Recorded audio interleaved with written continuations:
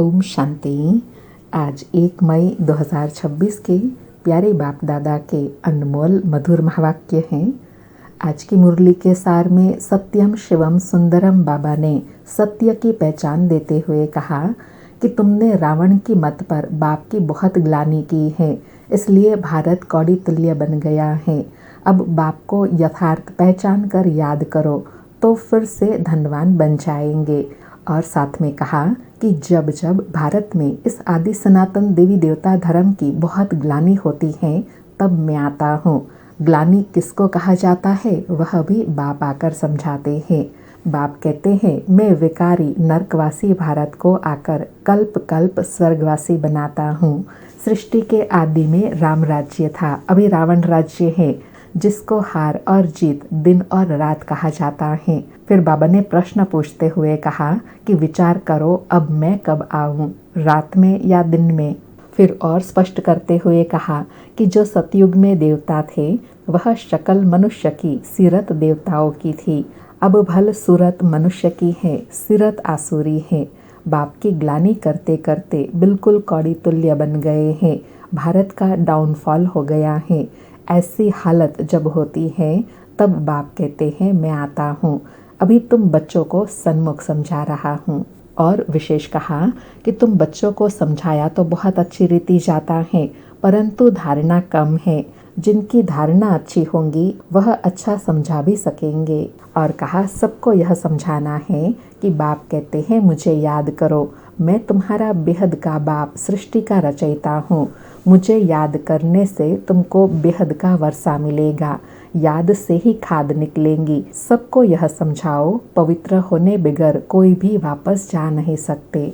फिर यथार्थ याद की विधि और उल्हाना देते हुए कहा कि बाप बैठ समझाते हैं, बच्चे मैं तुम आत्माओं का बाप हूँ, तुम मुझे याद करो और वर्षे को याद करो तो तुम्हारे विक्रम विनाश होंगे।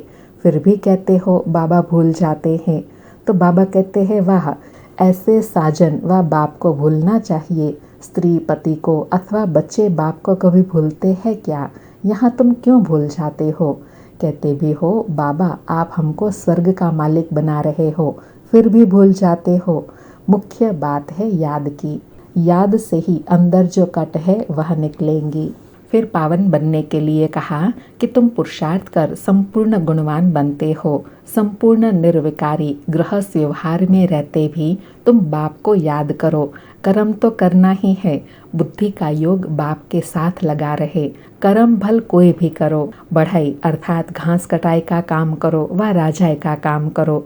राजा जनक का भी गायन है ना, राजाए करते रहो परंतु बुद्धि का योग बाप के साथ लगाओ तो वर्षा मिल जाएगा। मन मना भव।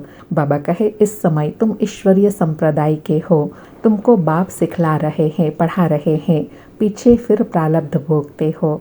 और लास्ट में उपराम बनने के लिए कहा कि इस दुनिया से बेहद का वैराग भी चाहिए, अर्थात देह सहित देह के सब संबंध छोड़ अपने को अशरीरी आत्मा समझना है। नंगे अशरीरी आए थे, अशरीरी होकर अब वापस जाना है। यह पुरानी दुनिया खलास हो जानी है, हम सब नई दुनिया में जाने वाले हैं। बस यह याद की मेहनत करते रहो। फिर और विशेष कहा कि जितना हो सके बाप को याद करो। जिस बाप को आधा कल्प याद किया है अब वह बाप सन्मुख आए हैं। कहते हैं मुझे याद करो, खुद ही आकर अपना परिचय देते हैं। मैं जो हूँ जैसा हूँ ऐसा कोई विरला जानते और निश्चय करते हैं। बाबा कहे जो निश्चय कर लेते हैं वह पुरुषार्थ कर पूरा वर्षा पा लेते हैं। जितना याद में रहेंगे उतना विक्रम विनाश होंगे, पवित्र बन पवित्र दुनिया के मालिक बन जाएंगे। सुनते हैं प्यारे बाप दादा के अनमोल मधुर महावाक्य। आज बाबा कहे मीठे बच्चे, तुमने रावण की मत पर बाप की ग्लानि की तो भारत कौड़ी तुल्य बना। अब उसे पहचान कर याद करो तो धनवान बन जाएंगे। आज मुरली से प्रश्न है, सीढ़ी के चित्र में कौन सा वंडरफुल राज समाया हुआ है? उत्तर में बाबा कहे आधा कल्प है भक्ति की डांस और आधा कल्प है ज्ञान की डांस। जब भक्ति की डांस होती है तो ज्ञान की नहीं, और जब ज्ञान की होती है तो भक्ति की नहीं। आधा कल्प रावण की प्रारब्ध चलती और आधा कल्प तुम बच्चे प्रारब्ध भोगते हो, यह गुह्य राज सीढ़ी के चित्र में समाया हुआ है। आज मुरली में गीत बजा ओम नमः शिवाय। पितुमात सहायक स्वामी सखा, तुम ही जग के रखवाले हो। सारी मुरली से धारणा के लिए सार है। पहला पॉइंट है, पुरुषार्थ कर संपूर्ण गुणवान बनना है। कर्म कोई भी हो, लेकिन बाप की याद में रहकर करना है, कोई भी विकर्म नहीं करना है। दूसरा पॉइंट, यह पुराना कपड़ा शरीर जड़जड़ीभूत है, इससे ममत्व निकाल देना है।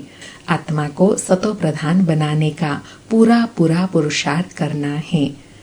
आज प्यारे बाबा का वरदान है, सदा अतीन्द्रिय सुख की अनुभूति करने वाले अटल अखंड स्वराज्य अधिकारी भव। सदा अतीन्द्रिय सुख की अनुभूति करने वाले अटल अखंड स्वराज्य अधिकारी भव।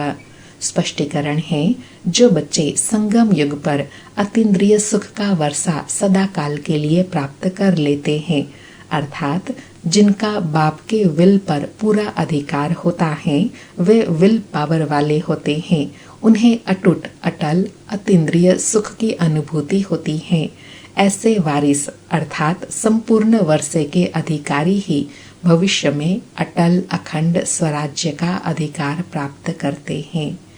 बाबा कहे, अटल अखंड स्वराज्य का अधिकार प्राप्त कौन कर सकेगा? जो अभी संगम युग पर अतीन्द्रिय सुख का अनुभव करेंगे। एक बाप पर अटूट निश्चय होगा, यही अटूट निश्चय अटल अखंड स्वराज्य के अधिकारी बनाएगा। आज का स्लोगन है, जहाँ मेरापन आता है वहाँ बुद्धि का फेरा हो जाता है। आज 1 मई है। मधुबन बेहद घर से प्यारे बाप दादा और निमित आत्माओं की ओर से विशेष इस मास के पुरुषार्थ के लिए लक्ष्य है, सदा अचल अडोल एक रस स्थिति का अनुभव करो। उसका पुरुषार्थ बताया कि समय प्रमाण अब सदा अचल अडोल सर्व खजानों से संपन्न रहो। थोड़ा भी डगमग हुए तो सर्व खजानों का अनुभव नहीं होगा। बाप द्वारा मिले हुए खजानों को सदा कायम रखने का साधन है सदा अचल अडोल रहना। अचल रहने से सदा ही खुशी की अनुभूति होती रहेंगी। जैसे विनाशी धन, नाम, मान, शान, कुर्सी आदि मिलती हैं तो खुशी होती है ना, यह तो अविनाशी खुशी है। लेकिन यह खुशी उसे रहेंगी जो अचल अडोल एक रस स्थिति में रहेंगे। बाबा कहे, सर्व खजानों का सदा ही अनुभव करने के लिए व ब्राह्मण जीवन में सदा खुशी का अनुभव करने के लिए, सर्व खजानों से संपन्नता का अनुभव करने के लिए अपनी अवस्था को अचल अडोल एक रस बनाए रखना है। अच्छा, ओम शांति। फिर से प्यारे बाप दादा को शुक्रिया बाबा, शुक्रिया।